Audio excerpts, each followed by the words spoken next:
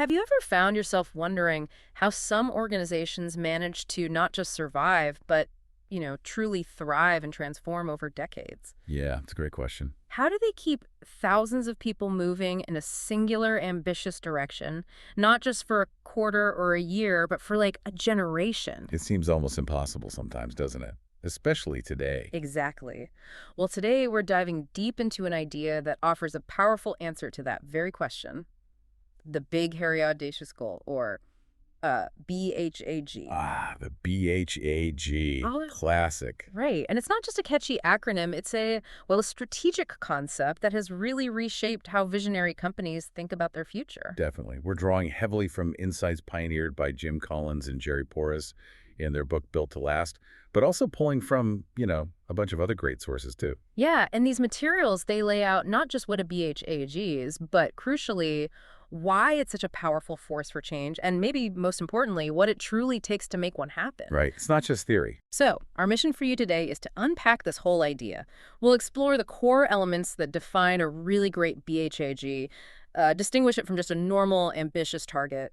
And show how these massive goals can truly align efforts and inspire just relentless progress within any organization. Exactly. You should walk away with a clearer understanding of how to set such a powerful long-term objective, maybe for yourself, maybe for your team, and probably more importantly, how to avoid the common traps that can derail even the best intentions.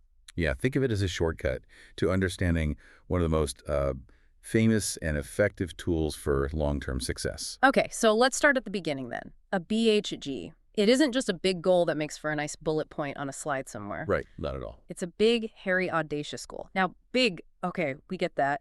But I'm really curious about the hairy and audacious parts. What makes a goal genuinely hairy in this context? Is it risk, discomfort, something else? That's a fantastic place to start because that hairy aspect, it's often what gives people pause, but it's actually central to its power. Okay. At its heart, a BHAG is, well, it's a huge, daunting, and really compelling long-term goal. It acts as a singular unifying focal point for an organization's efforts. A focal point, right. Yeah, the term, like you said, comes from Collins and Porras, and it's intentionally designed to be a significant stretch.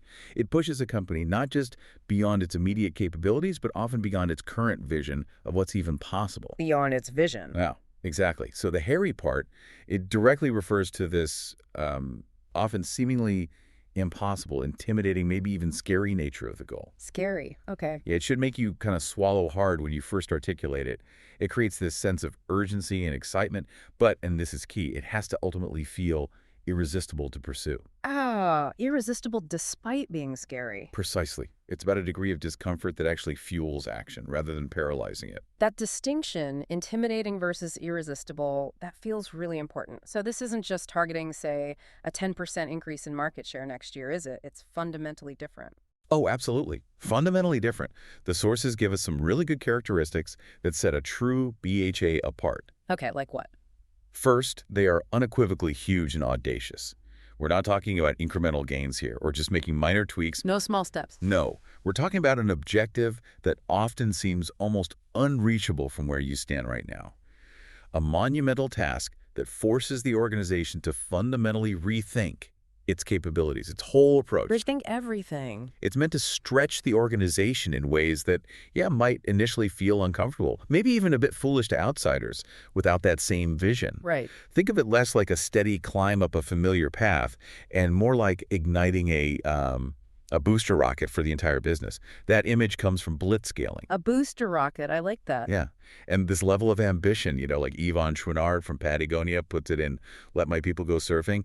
It's about aiming for something that might make you seem eccentric from the outside, but ultimately leads to really rich accomplishment if you succeed. Eccentric, but rich. Yeah. Got it. It's that sheer scale of ambition, the willingness to aim for the seemingly impossible, that truly sets it apart. It pushes you way past comfort zones into realms of genuine innovation.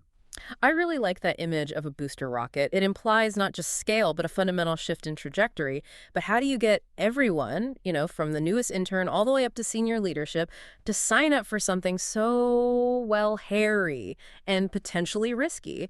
How do you make sure it inspires people instead of just overwhelming them? Well, that leads right into the second crucial characteristic. Yeah. It absolutely must be compelling and inspiring. Okay. A truly effective BHAG doesn't just sit there on a document. It has to grab people's attention, energize them, create a clear, shared direction that resonates deep down. Resonates deeply. It needs to tap into a deeper well of motivation, moving beyond just, compliance to genuine commitment. Like, the richest man in Babylon talks about a golden scream of motivation, where people are genuinely moved to exert their best endeavors toward a common goal. A golden stream. Yeah, and this ties directly into the idea from the lean startup that all innovation begins with vision. The goal itself becomes the source of inspiration. It makes people want to contribute to something monumental, be part of making history. So it's not just a top-down order. Exactly. It's an invitation to be part of something truly significant, tapping into that collective desire to achieve something extraordinary that goes way beyond just individual job descriptions. That emotional resonance is absolutely vital for sustaining the effort over the long haul. And given the sheer scope of these goals, a long haul is exactly what we're talking about, I imagine. This isn't something you're ticking off next quarter or even next year, right? The timeline itself must be pretty audacious, too. Absolutely. Which brings us neatly to the third core characteristic, long-term. A BHAG is typically, a 10 to 30-year undertaking. 10 to 30 years, wow. Yeah, and this contrasts sharply with the allure of, get-rich-quick speculative binges that a random walk down Wall Street warns against, where short-term gains overshadow sustainable growth. Right, the quick buck versus building something lasting. Exactly. Instead, it's about building enduring value, constructing a company for the long term. Think about Jim Senegal's unwavering approach at Costco, right? That long-term focus on value for members, even if it meant sacrificing some short-term profit margins. That exemplifies this mindset. Yeah, Costco's a great example. This extended horizon, it gives you the necessary runway for significant challenges, inevitable setbacks, and crucial adaptations, all while keeping that ultimate prize firmly in sight. So it requires patience? A testament to patience, sustained effort, and understanding that real transformation doesn't happen overnight. It gives you a stable target that actually allows for lots of smaller experiments and pivots along the way, without losing sight of the ultimate destination. So it requires patience from leadership, absolutely, but also consistent focus from everyone involved. It sounds like this kind of goal can't just be a solo journey for some visionary leader. It has to be deeply integrated, embraced by the entire collective. Precisely. Which leads to the final core characteristic. It acts as a unifying focal point. Okay, unifying. A well-crafted BHE clearly communicates what the company stands for, its values, and most importantly, where it is definitively going. No ambiguity. Clarity is key. Yeah, this clarity helps align internal efforts across all departments, all levels, creating a powerful, common performance purpose among teams. That phrase comes from the discipline of teams. A common purpose. Think of it like an organizational North Star, a clear beacon everyone can orient themselves towards. Sam Walton famously instilled that strong sense of community involvement in Walmart associates. Right. Helping people save money, live better. Exactly. Linking their individual efforts, whether stocking shelves or managing logistics, to that broader shared identity and objective. When everyone, regardless of their day-to-day role, knows the ultimate destination and understands how their piece fits into that monumental vision, their collective energy, their efforts, they get directed powerfully and synergistically towards that same audacious achievement. It creates a shared story. A shared narrative, yeah, and a feeling of genuine belonging. That makes perfect sense. It turns individual tasks into contributions to something much bigger. So, okay, it's clearly more than a typical mission statement or a short-term target. How does this bigness, especially the hairy part, really set it apart from, say, a regular strategic objective a company might set? Yeah, the distinction is crucial. Unlike a typical mission statement, which describes the company's fundamental purpose, maybe we aim to provide the best customer service. Which is kind of ongoing, right? Exactly, it's enduring. A BAG, on the other hand, is a specific, measurable target. A mission statement lasts, a BAG is achieved, and then often replaced by another one. Ah, okay, so it has an endpoint. Right, so a mission might be to inspire and nurture the human spirit, like Starbucks. But a BHG could be, say, become the global leader in sustainable energy solutions within 20 years, which implies clear, if audacious, metrics, like becoming the #1 EV producer. Gotcha. Measurable. And different from short-term goals, too. Totally. Unlike a short-term goal, focused on immediate incremental gains like increase Q4 sales by 5%, a BHAG implies significant, often revolutionary transformation. It demands entirely new approaches. It's about a paradigm shift. Paradigm shift, okay. Think about Starbucks again, in the early days. Before Howard Schultz really pushed his vision, management initially resisted his idea of serving espresso drinks. They were worried it would dilute the integrity of their mission as just a high-quality coffee bean retailer. They were already successful, right? Exactly. They wondered why rock the boat when they were profitable. That's from pour your heart into it. They were successful, yes, but they weren't thinking audaciously enough. They were stuck in their current success. Right. A true BHAG, like maybe become the premier purveyor of the finest coffee in the world while maintaining uncompromising principles, which sort of became their ethos later, forces a company to think of the next big thing before it has even crossed anybody else's mind. The next big thing. Yeah, and this resonates deeply with what Seth Godin calls purple cow thinking in his book, recognizing there's no other choice but to grow your business or launch your product with purple cow thinking. Nothing else is going to work. It demands a fundamentally different level of ambition and a willingness to break from the status quo, even a really successful one, to truly stand out and make a lasting impact. What I find particularly fascinating here is how a BHAG isn't just about what you want to achieve, but it seems intrinsically about the journey itself and the profound transformation required to get there. It's almost like the goal sculpts the organization. That's a great way to put it. The goal absolutely sculpts the organization. Okay, so moving on. Given that hairy quality, that daunting ambition we talked about, why is such a goal so profoundly effective? You might logically think, okay, a goal that enormous would just paralyze people with fear, right? Make them feel like it's impossible, maybe even breed cynicism. What's the magic trick here? Yeah, that's a natural reaction and a very common one. But paradoxically, it's precisely that daunting quality that stimulates radical progress and actively prevents stagnation. So the scariness is actually good. In a way, yes.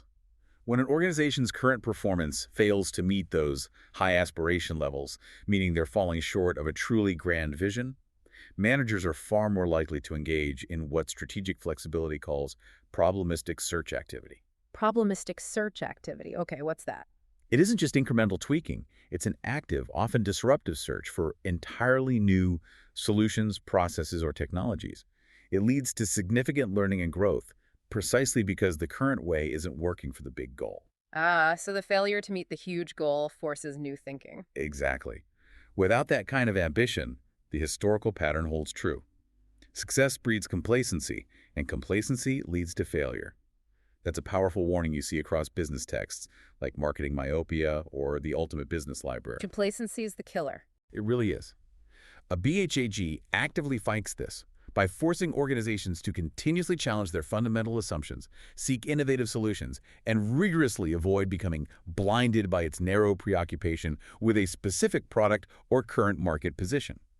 It's the discomfort, the sheer scale of the challenge, that sparks genuine innovation and ensures the organization never just settles. So it's almost like the bigger the challenge, the more it forces you to abandon old ways of thinking and actively seek out fundamentally different, more creative solutions. Can you give us an example where this played out in a really transformative way? Absolutely.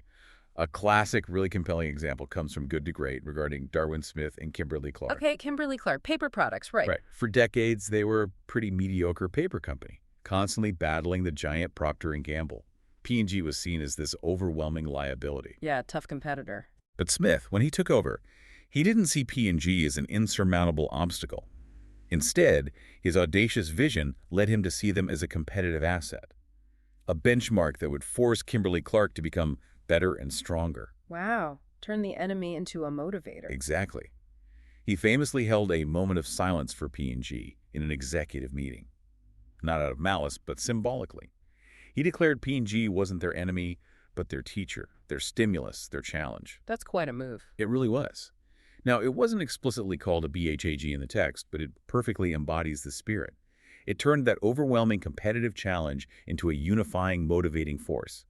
It propelled Kimberly-Clark to actually shed its traditional paper businesses and become the world leader in consumer paper products, eventually outperforming P&G in many areas. So it completely transformed the company. It channeled all that competitive energy into relentless internal improvement and strategic transformation. That's a brilliant example of reframing a threat into an opportunity, and it really highlights the motivational power. But, okay, how does such a singular, massive goal help a huge organization with potentially thousands of people across diverse departments, varied roles, all move in the same direction, especially when they might have conflicting short-term interests or different operational priorities? Yeah, that's where the BHAG's role as that unifying focal point of effort becomes so critical. The focal point again? It provides that clear, compelling target that helps articulate what is expected of them and how their work fits into a larger vision or strategy, as leadership that gets results puts it. Okay, makes sense. When you have such a massive, overarching goal, it acts like a filter. It clarifies priorities. It makes it easier for everyone to give full support to decisions, even if they don't completely agree with every single tactical step along the way. Because they see the bigger picture. Exactly. They understand the ultimate objective and trust that the path, even with its bumps, is leading towards that grand vision. That's advice from high-output management. Without this clear focal point, different parts of an organization can easily get siloed and just diverge. Yeah, you see that happen. Think of the early days of General Motors. As detailed in my years with General Motors, the executive committee in the Chevrolet division sometimes ended up moving in different directions because there wasn't that overarching strategic clarity. The BHAG serves as that essential connective tissue, making sure that despite diverse operations, everyone is pulling, more or less, in the same direction.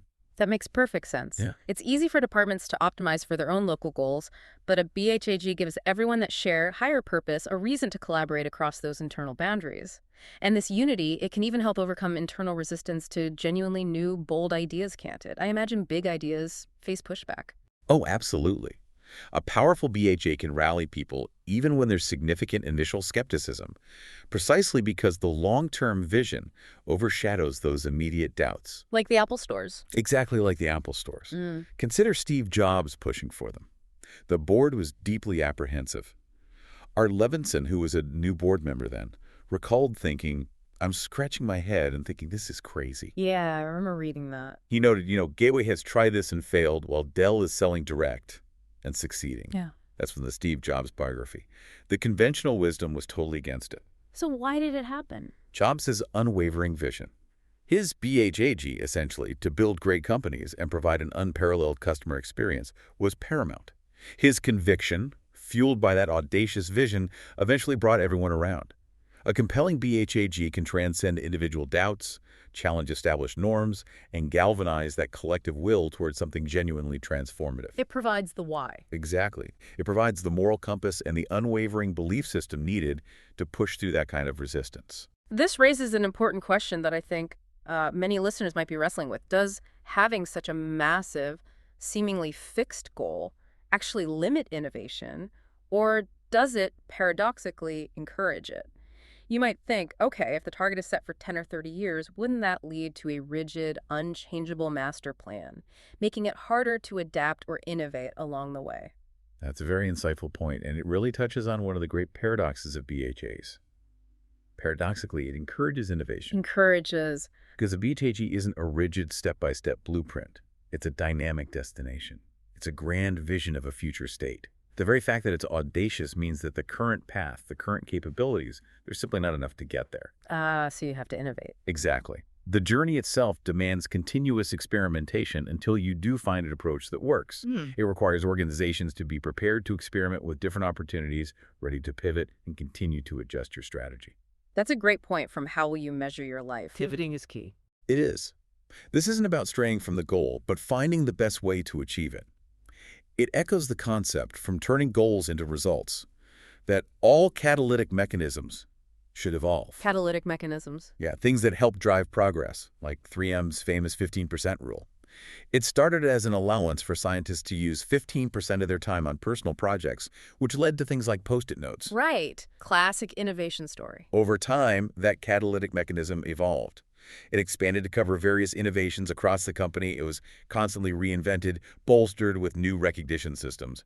This continuous adaptation is crucial.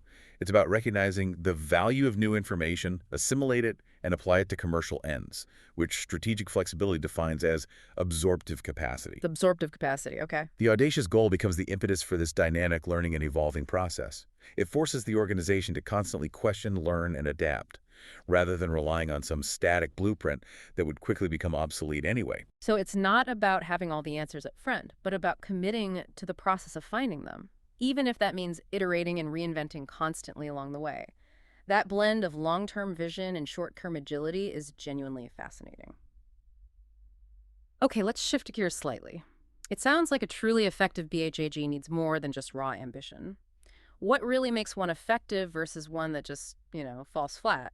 I mean, anyone can declare a huge goal, but that doesn't automatically mean it'll work, right? There must be many ways to get this wrong. Oh, absolutely. That's a crucial distinction, and it's where many organizations falter. An effective BHAG needs several key qualities beyond just size or perceived hairiness. Okay, what are they? It must be clear, quantifiable, and inspiring, yes. But crucially, it must also be grounded in the company's fundamental capabilities and values, while still being an undeniable stretch. Without these specific elements, an audacious goal can quickly become just a pipe dream, a source of cynicism, or simply a strategic distraction instead of a powerful motivator. Grounded, but still a stretch. Tricky balance. Very. First, it needs to be clear and specific. Vagueness is the enemy of action. A good BHAG leaves absolutely no room for ambiguity about what success actually looks like. Like the Amazon Kindle example. Exactly. Think of Amazon's monumental goal for the Kindle launch: 100,000 digital titles, including 90% of the New York Times bestsellers, available for download. Super specific. Right. It wasn't just have lots of ebooks. It was a meticulously specific target, creating a truly comprehensively stocked library, as the Everything Store puts it. That level of specificity is incredibly powerful. It directs action, allows for measurable progress, gives everyone a tangible mental picture of the desired future.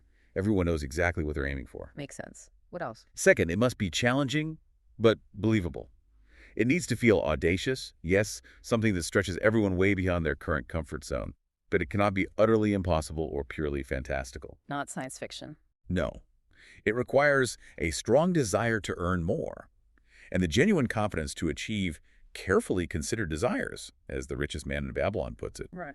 Think and Grow Rich asserts the mind has this imponderable power to transmute desire into its physical counterpart when it's mixed with faith. Belief is key. If the goal is perceived as completely out of reach, lacking any credible pathway or fundamental belief in its attainability, it won't generate commitment.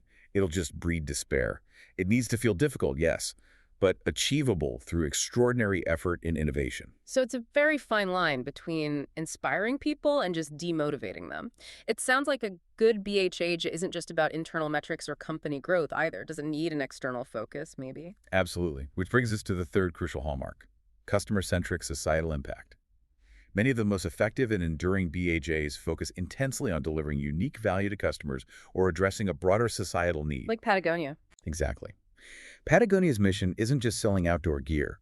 It's to implement and inspire solutions to the environmental crisis.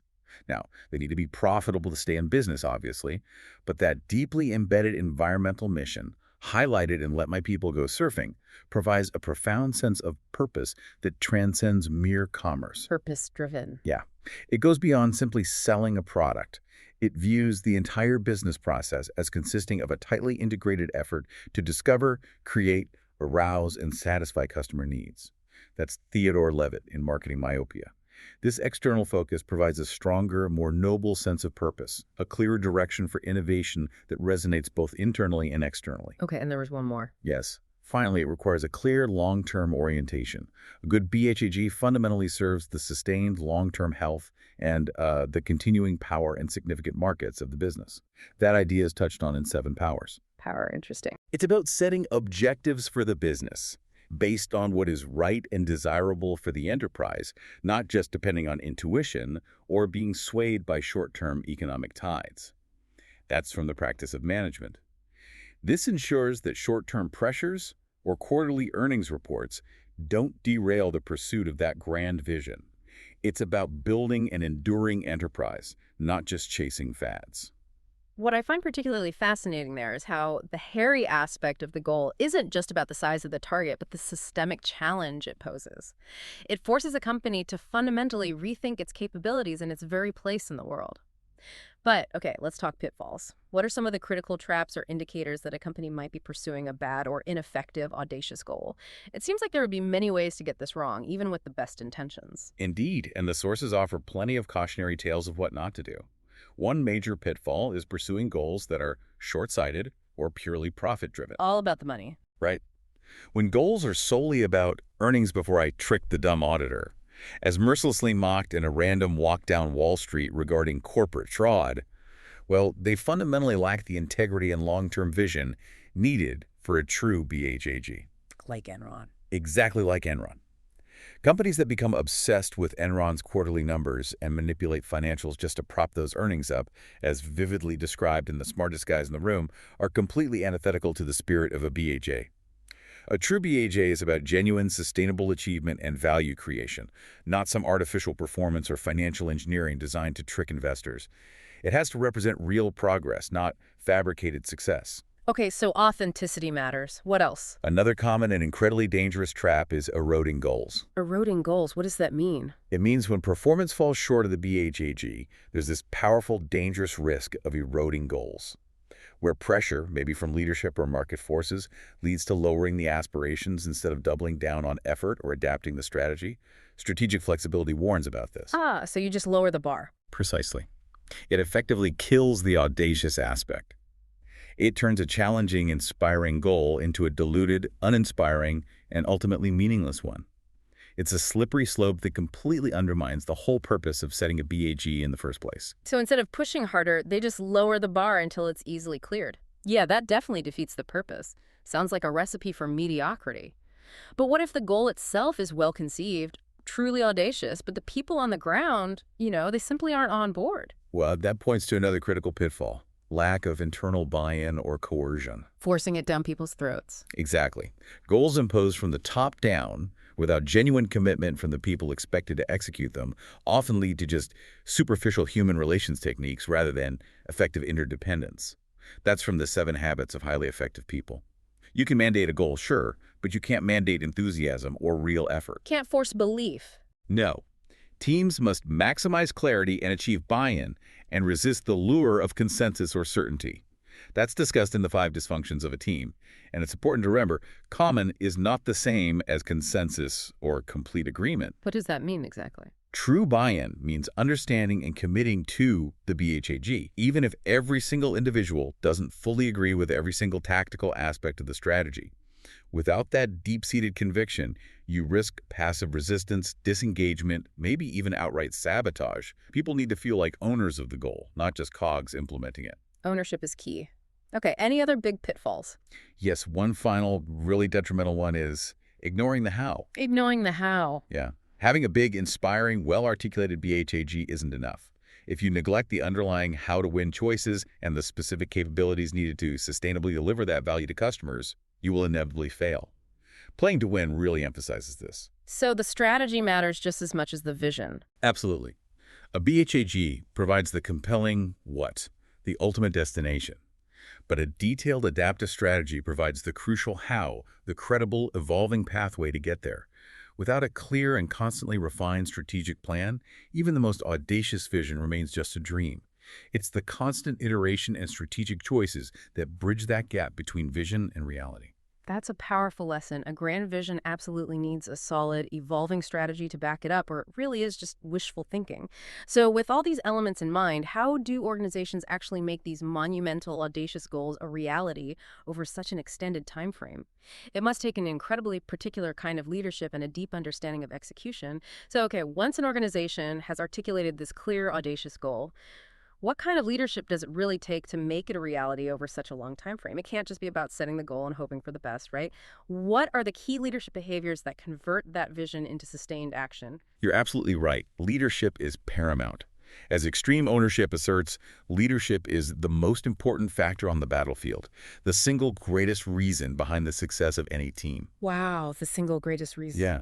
And for a BHG, it requires this multifaceted, almost relentless approach from leaders. Relentless. Right. Okay, Like what? First, there must be clear communication. And I mean relentlessly clear. Not just once. No way. Leaders must explain the strategy clearly and ensure all of her coworkers understand how she looks at marketing, what her goals are, how she works, and what she expects. That's advocated in managing oneself. This isn't a one-time announcement. It involves consistent, pervasive, cascading messaging after key decisions, making sure everyone at every single level is on the same page. That's from the 5 dysfunctions of a team. Cascading messaging, okay. It's not just telling people what the BHAG is, it's repeatedly explaining why it matters, how it connects to the company's purpose, and how everyone's specific role contributes to achieving it. That constant reinforcement builds understanding and unwavering commitment. Makes sense. What's next? Second, leaders need to be exceptionally skilled at demanding performance and focusing on strengths. Demanding performance, but focusing on strengths. How does that work? Well, effective leaders, as outlined in The Effective Executive, always starts out with what a man should be able to do well and then demands that he really do it. They identify and leverage individual strengths to neutralize weaknesses, rather than just dwelling on shortcomings. Play to people's strengths. Exactly. This creates an environment where people feel empowered by their capabilities and simultaneously challenged to reach higher. Think about how Elon Musk pushed his engineers at SpaceX. They apparently experienced an almost addictive quality to the experience and felt very empowering, despite the incredibly demanding goals. Addictive, huh? Yeah, it's about setting those high expectations and then enabling people to meet them by playing to their unique talents. It fosters a culture where stretching is the norm and achievement is celebrated. I can see how that combination of clear communication and demanding yet empowering performance would be incredibly motivating. Creates a sense of shared purpose and deep individual contribution. But what about when things inevitably get tough? Or when there are genuine disagreements about the best path forward for such a massive long-term undertaking? Yeah. How do leaders navigate that? That's where the third aspect comes in, and it's critical.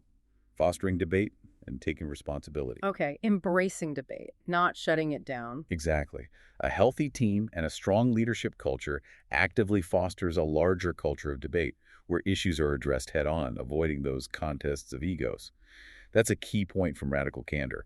Leaders must be willing to engage in robust, open discussions, allow for constructive dissent, challenge ideas, and use it all to refine the strategy rather than suppress it. Use the conflict productively. Right. And crucially, leaders must also take responsibility for relationships and genuinely understand others' strengths, performance modes, and values. Managing oneself emphasizes this too. There's a compelling anecdote about a CEO who learned to moderate his temper tantrums in accusatory diatribes after investments declined. That's from HBR's 10 must-reads on managing yourself. Temper tantrums, wow. Yeah. It profoundly illustrates the impact of leadership behavior. It shows how that personal growth in a leader directly translates into fostering accountability and truly effective teamwork towards a grand goal. A leader's actions under pressure, their willingness to listen, their capacity for self-correction, that speaks far louder than any rousing speech. Even with strong communicative leadership, how do organizations maintain momentum over 10 to 30 years towards such a huge goal? It seems incredibly easy to get distracted by market shifts, new technologies, or just, external circumstances changing dramatically over that kind of time horizon. The plan itself would have to be incredibly flexible, wouldn't it? Oh, absolutely. It must be a dynamic process, not a static plan. The path to a BHAG is rarely, if ever, a straight line, and rigidity is basically a death sentence. Okay, so how do they stay dynamic? First, there must be continuous experimentation. Success hinges on continuing to experiment until you do find an approach that works. And embracing being prepared to experiment with different opportunities, ready to pivot. That's from How Will You Measure Your Life Again? Experiment and pivot. Yeah. This means breaking down that grand vision into its component parts and rigorously testing the value hypothesis and the growth hypothesis, much like the scientific approach advocated in the lean startup. It's about being scientifically rigorous in figuring out the complex, often unknown steps needed to reach that audacious goal, treating each major initiative like an experiment you learn from. Learning is constant. Absolutely. Second, in certain critical phases, especially early on when you're establishing a new market or product, it's about embracing inefficiency for speed. Wait, embracing inefficiency? That sounds counterintuitive. It does. But blitzscaling discusses this. Prioritizing speed to market or rapid customer acquisition might mean doing things that don't scale or doing throwaway work. Throwaway work. Yeah, stuff you know you'll have to redo later but gets you moving now. It means deliberately accepting short-term inefficiencies as the rule, not the exception, to avoid taking too long to build the product or gain crucial traction. It's a tactical concession, a deliberate trade-off. Recognizing that sometimes a quick, imperfect solution that gets you moving is better than a slow, perfect one when you're trying to gain critical momentum towards that larger, long-term BHAG. So it's about being incredibly agile and learning along the way rather than sticking rigidly to some initial plan that might quickly become outdated. It's almost like the goal is fixed, but the map to get there is constantly being redrawn. Exactly. And this leads to the third, equally vital point, learning and evolution. The entire process of pursuing a BHAG isn't just about achieving the goal itself. It inherently builds profound organizational knowledge. As technologies evolve, markets shift. Unforeseen challenges pop up. The catalytic mechanisms that support the BHAG must themselves evolve. Like the 3M rule again. Exactly like the 3M 15% rule. As discussed in Turning Goals into Results, it wasn't just applied, it was reinvented, adapted, bolstered with new recognition rewards over time to remain effective. Organizations have to actively avoid becoming prisoners of events. Instead, they need to use robust action plans to proactively navigate change rather than just getting swept up in short-term market exuberance or panic. Both the effective executive and a random walk down Wall Street warn about this. It's an ongoing journey of discovery, adaptation, and continuous organizational self-improvement. And what about the people on the ground? The teams doing the day-to-day work that might feel really far removed from that 10 or 30-year vision. How do they connect to this grand vision and feel a real sense of ownership and accountability, especially when the finish line is so far off in the future? Yeah, that's absolutely critical. For a BHAD to truly succeed, it has to be embraced, internalized, championed at every single level of the organization, not just by senior leadership. Everyone has to buy in. Everyone. This requires fostering a powerful sense of mutual accountability and collective ownership, rooted in the idea that individuals do not fail, only the team can fail. That's emphasized in the discipline of teams. The team succeeds or fails together. Exactly. This means everyone, from a vice president in charge of operation like Eddie Willers in Atlas Shrugged, who's driven by this clear sense of purpose, down to the newest frontline hire, needs to clearly see and understand their specific, tangible role in achieving the larger objective. Connecting the dots for them. Yes. Leaders must empower frontline managers to stretch themselves and coach them as blue ocean leadership advocates, giving them the autonomy, resources, and support to contribute meaningfully to the big picture. When teams feel that their individual efforts directly contribute to a shared monumental goal, when they understand their part in making the unbelievable a reality, well, their engagement, their commitment, their sustained discretionary effort, it truly soars. It gives the work meaning. It transforms work from just a series of disconnected tasks into a collective quest, imbued with deep meaning and purpose. And that's really the magic, isn't it? When a huge, daunting, seemingly impossible goal becomes everyone's goal, and that shared ambition becomes the engine of an entire organization. Okay, so we've taken a really deep dive today into how a big, hairy, audacious goal isn't just some aspirational statement, but a deeply strategic, profoundly motivational tool for long-term organizational alignment and truly transformative progress. Yeah, it's a powerful concept. We've seen how visionary leaders, drawing from examples Jim Collins studied, or maybe the relentless drive that inspired someone like Elon Musk, or the persistence and passion of Howard Schultz, have used this kind of audacious thinking to overcome internal resistance, spark continuous innovation, and inspire deep, unwavering commitment across entire enterprises. It's about harnessing that collective human spirit towards something really extraordinary, pushing way beyond perceived limits. So as you reflect on the organizations you're a part of, or perhaps even your own personal aspirations, maybe consider this. If, as Friedrich Nietzsche provocatively suggested, humanity has no goal yet, what would be your organization's equivalent of a John Galt line? A revolutionary undertaking that challenges the status quo and redefines possibilities. Interesting question. Or, to borrow from a more contemporary vision, what would be your organization's equivalent of putting a human on Mars? What would it truly look like to set a goal so compelling, so seemingly impossible from where you stand today, that it transforms not just what you do, but profoundly changes who you become in the arduous, exhilarating process of pursuing it? Even if it means, as Napoleon Hill once suggested, maybe burning bridges behind you to commit fully and irrevocably to that audacious path. Exactly. What single truly audacious goal could ignite, unite, and electrify your collective future, compelling everyone to contribute their absolute best endeavors year after year to make the unbelievable eventually just good old news? Think big, think hairy, think audacious. It's the challenge. Think audacious.